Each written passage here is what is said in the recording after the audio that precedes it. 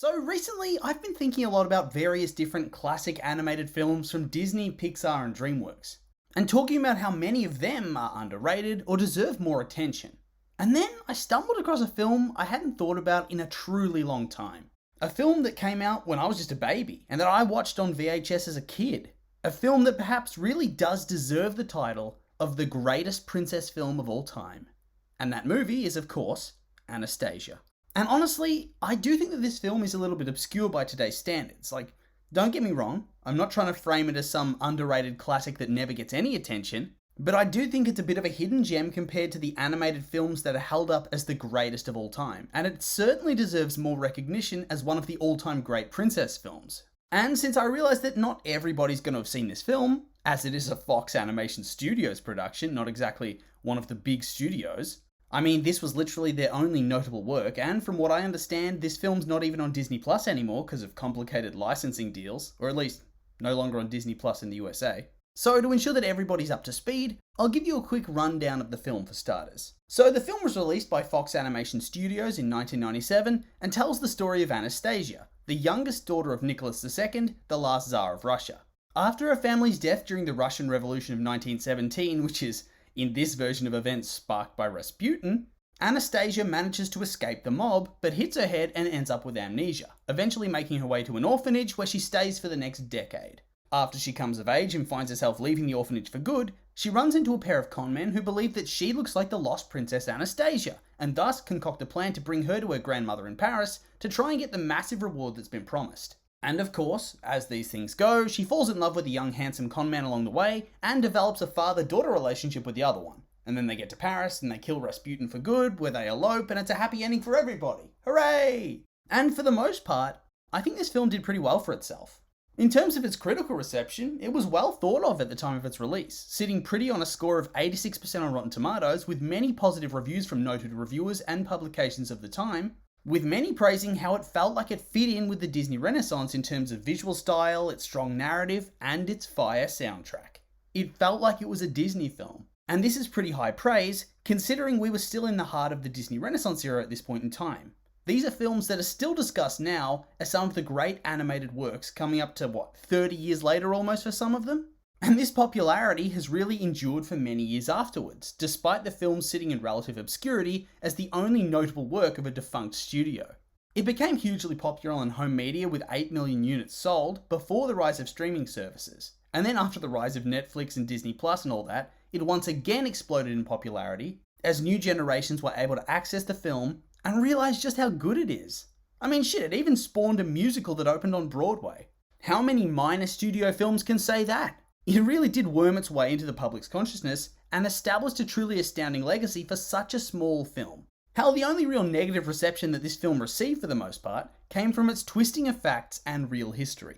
Because in reality, Anastasia was murdered alongside her family by revolutionaries. And Rasputin did not use devil powers to curse and overthrow the Romanovs. He'd been assassinated long before this. And so some people took offense to them playing fast and loose with real Russian history and trauma. But even then, it was made clear in both Russia and internationally that the film wasn't trying to be historical in nature, but rather it was a fairy tale with the background of post-war Europe and early communist Russia. And yeah, from that perspective, I don't think it's really hurting anybody. Although I would probably be a bit pissed off if I was a descendant of Rasputin and they just painted him to be this crazy satanic monster who betrayed the imperial family, despite having been a fervent supporter of theirs. Hell, I'm pretty sure they even went to his funeral after he got whacked. So really, almost all the critical reception was positive, and it was considered a very solid film for its time. It was even a financial success. Although, a minor one, I must admit, grossing $140 million off a budget of $53 million. So it's not exactly a massive box office triumph, but it's still not a disaster either. I mean, once again, it really isn't off the pace from films like The Emperor's New Groove, which is a Disney Animated Studios film. At that point in time, they had 60 to 70 years worth of prestige and goodwill towards the studio that had been built up in the public eye. Plus, they were coming off the most commercially and critically successful era in the studio's history. That Anastasia was able to come close to their total gross is pretty astounding to me. So for the context in which this film was released, I think it managed to do very well for itself. And had it been made by one of the bigger studios of the time, like Disney or DreamWorks or Pixar, I guess, I think it would have grossed a whole lot more, and made a whole lot more of an impact on the box office. But anyway, before I continue to gush about how awesome this film is, I should probably address the more negative elements of the film in depth. After all, nothing's perfect, and you do need to address the negatives to have a balanced take. So yeah, obviously the film at times can be a little bit problematic. In that one, it exploits the brutal death of a teenager and her entire immediate family for money and prestige. Considering there are still living descendants of the family, I can see how it'd be a little bit insensitive to basically profit off her death and the various imposters that claim they were her. I can see how this could be one of those traumatic family legacies and events that people would be bothered by companies exploiting for gain. And then on top of that, the film heavily whitewashes the Bolsheviks. Instead of them leading a revolution to overthrow a corrupt and poorly managed imperial system, and don't get me wrong, the autocracy did need to go, but I don't think they had to butcher kids to get that done, they are transformed into mindless victims who had no choice but to overthrow the Romanovs and kill them, because they were being controlled by Rasputin's curse. Ooh. So basically the commies bear no responsibility for what happened, and instead, it's all the fault of a famous monarchist and supporter of the royal family, Rasputin, who instead of being an eccentric holy man type figure, which is basically what he was in real life, is now an evil wizard who made a deal with the devil to get revenge on the Romanovs, who he owed everything to in real life, and of whom he was basically an honorary member. I mean, they even turned up to his funeral and mourned his death. Hell, there were even rumors at the time that he was sleeping with the Empress. She doted on him that much. And yet they twist that to turn it into some awful betrayal and make him this dark, creepy monster that butchers little kids. Which to me is a bit of a shame. But that's enough complaining, because regardless of all that problematic shit, this film is still a revelation. It's still so good, so fun, so perfect. And we'll just start with the characters. They are all excellent. Well voiced, with defined arcs. No character feels boring or wasteful. They're important parts of the story, and really enhance the narrative. Anastasia is the perfect everyman character, or I guess every woman character in this context. She's snarky, she's adventurous, naive, sweet and kind, and yet also a blank slate. She doesn't have that established past or deep character because of her amnesia. And this allows the audience to see the story through her lens, through her eyes. And I think this adds a lot of relatability to the character, so that despite being a secret princess of a fallen dynasty, she also feels like a normal person that could actually exist, infusing both that upper-class heritage with her working-class upbringing to allow almost anybody to identify with the character. And then on top of that, there's the great cast of supporting characters to enjoy. There's Dmitri, who probably goes through the greatest journey in terms of his character arc. He begins the tale as the selfish con artist, a man that doesn't care about anybody except himself.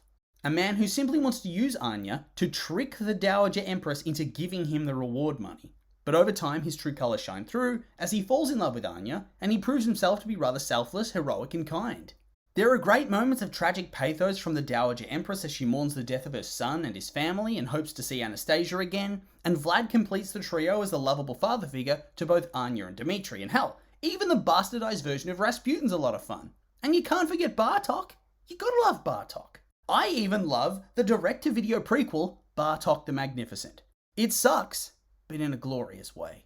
On top of the characters though, the story and the setting are also really top-notch. The narrative itself is rather straightforward and simplistic, which I think works for this kind of film. These sort of films should revolve around the characters and their experiences, rather than hugely epic events.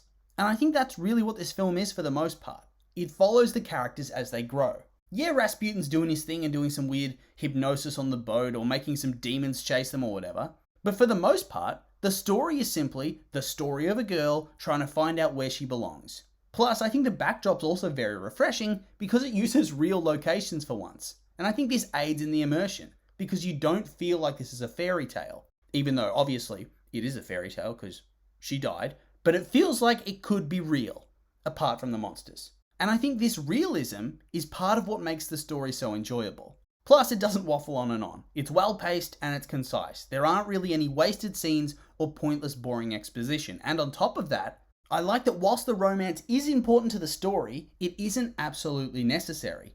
And the story's still primarily focused on Anya's personal journey. The love story's just there for added flavour, and she isn't the little damsel waiting to be rescued by the noble prince. He helps her, yeah, but ultimately, they work as a team to save the day, which was very refreshing for the time. And then on top of all of that, it has an epic soundtrack. Once Upon a December?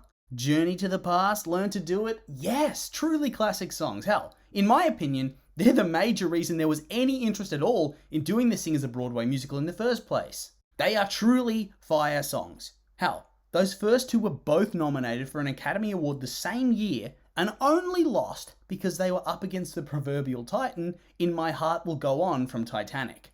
They never even had a chance in hell, let's be real. So yeah, whilst it can be problematic at times, and the animation does stray uncomfortably close to Uncanny Valley for my tastes, a great story, great character development, and a fire soundtrack all combine to make the GOAT princess film. But, as always, those are just my opinions. And now I'd like to hear yours. What do you think of Anastasia? Underrated? Overhyped? Just right? I'm curious for your thoughts, so make sure to like, comment, and subscribe, and let me know.